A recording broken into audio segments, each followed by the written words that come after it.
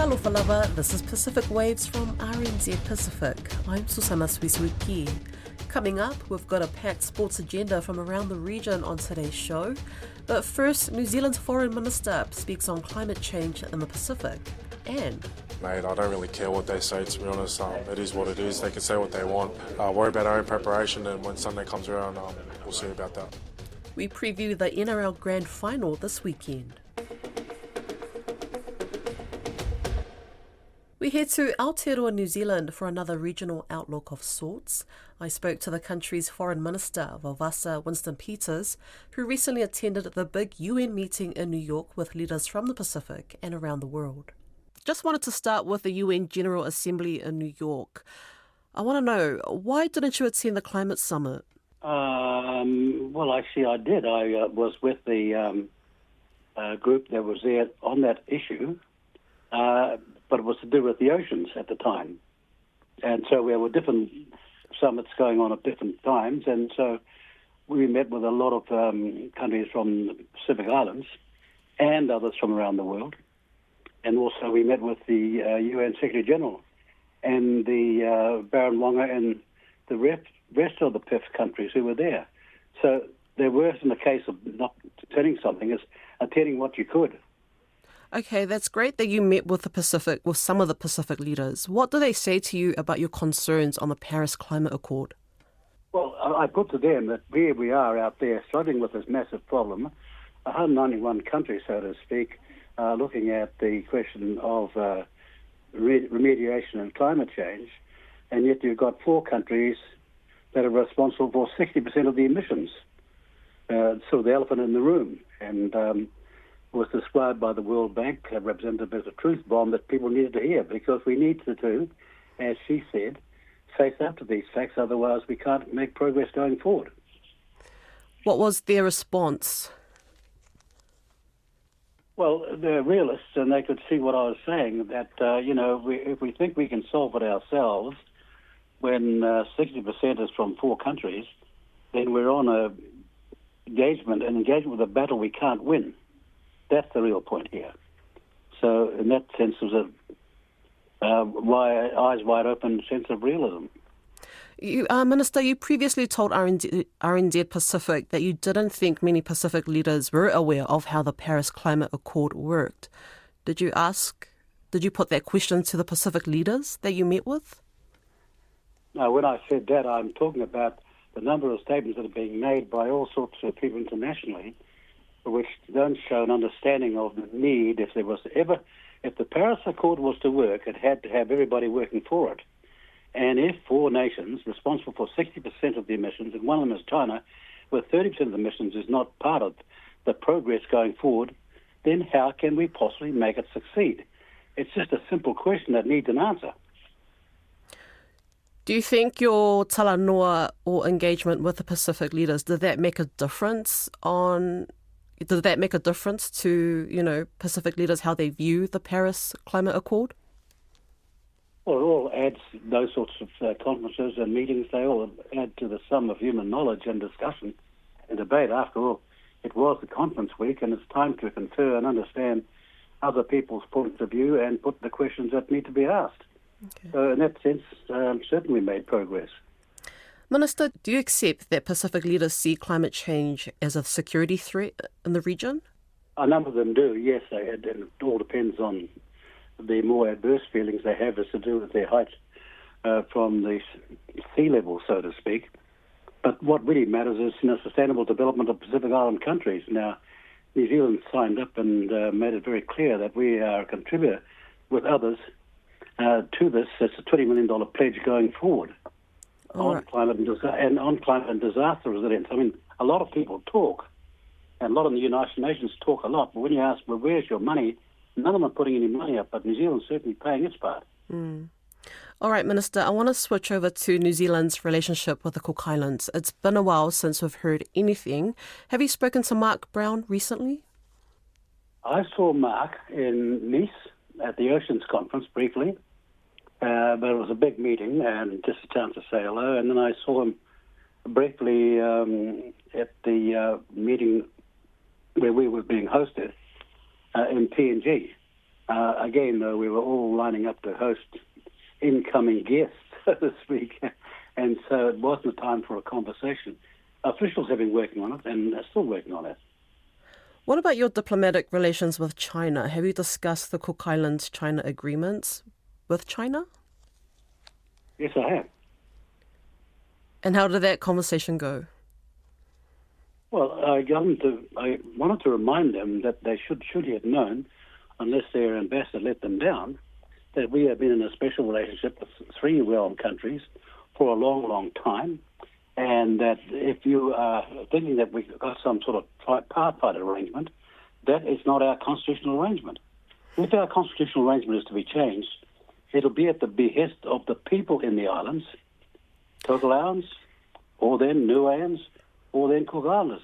But it should not be determined by a government or by me, and that's why our dialogue is with the Cook Island people or with the Niuean people or with the Tokelauan people. Because in the end, foreign affairs and foreign relations is not about temporary governments or temporary foreign ministers.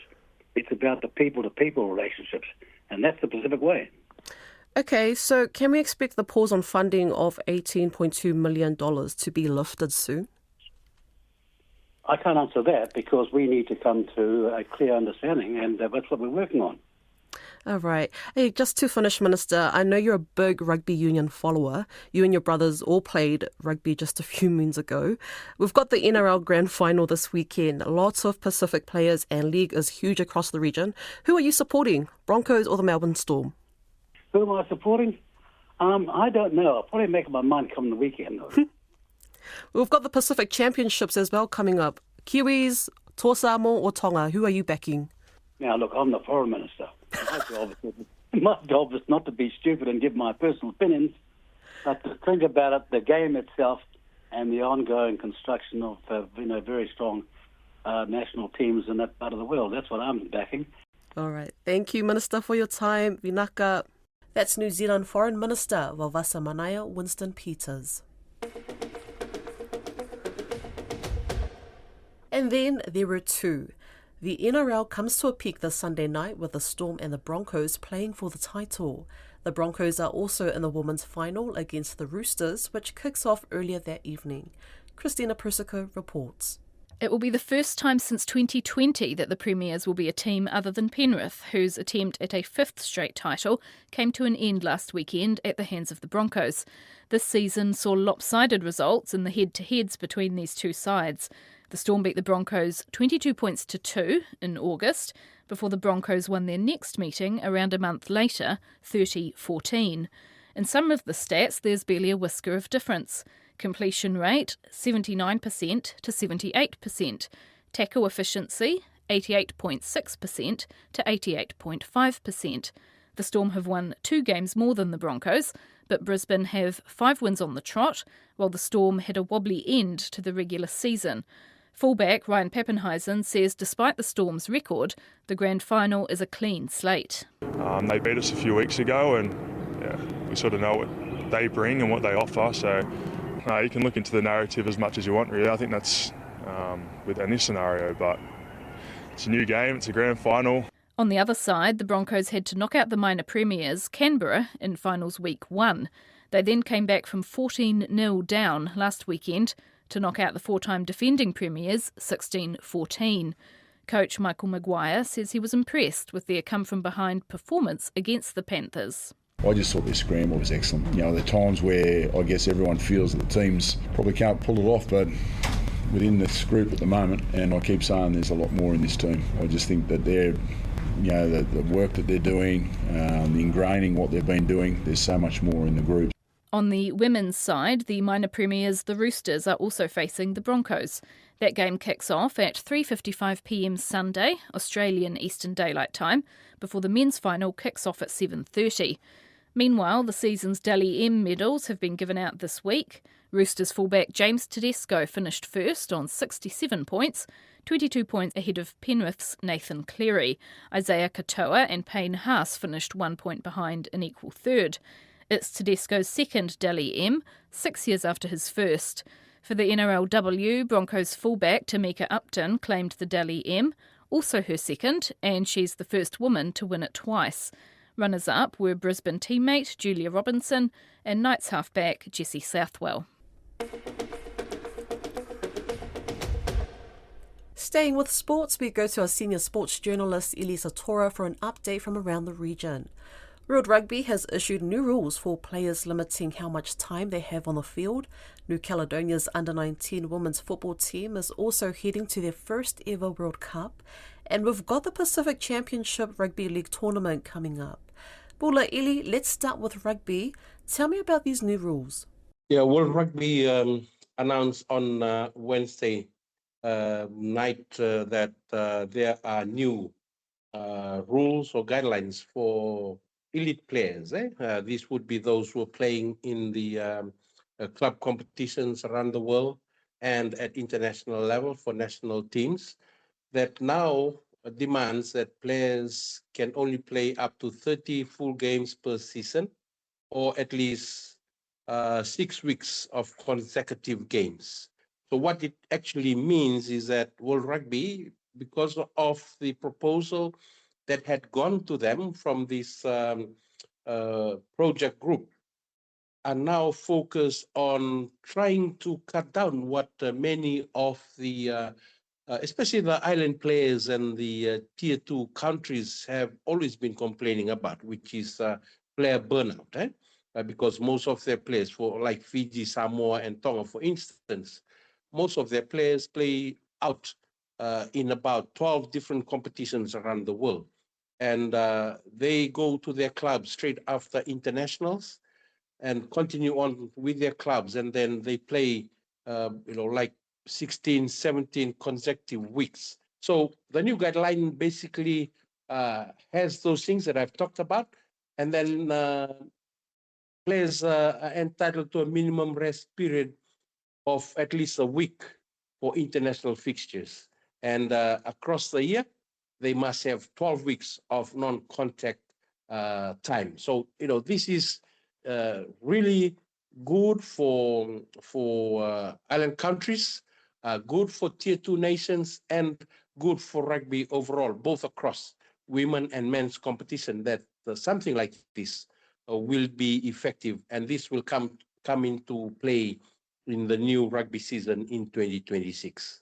Just moving along, we've seen some serious football action in Tahiti in the past few days. What's the latest from there?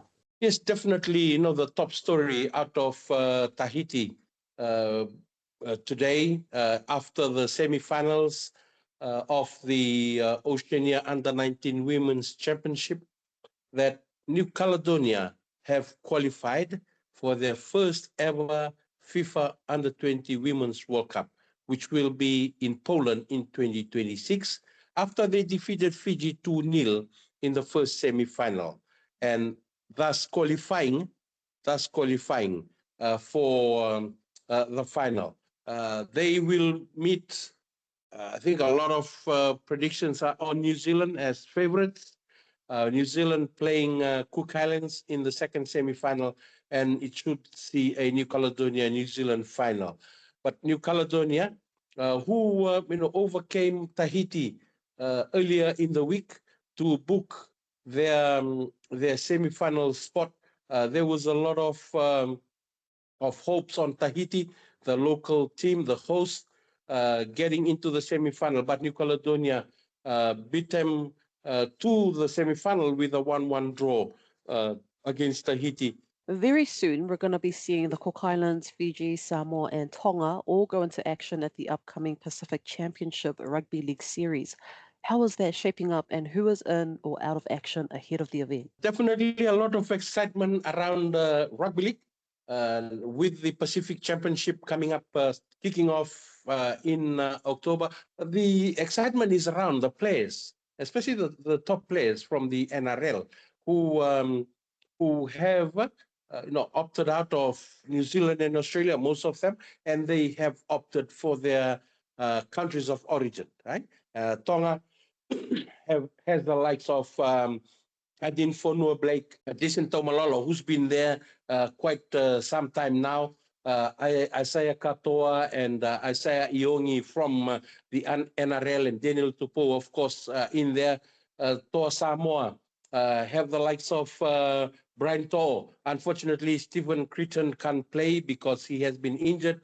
The powerful pain is in that squad for the Pacific Nations or the Pacific Championships, and Roger Tuivasa. Now, some of the big names, Fiji, unfortunately, will miss William Kikau, who's unavailable because he will be getting married during the period of the competition and thus missing out.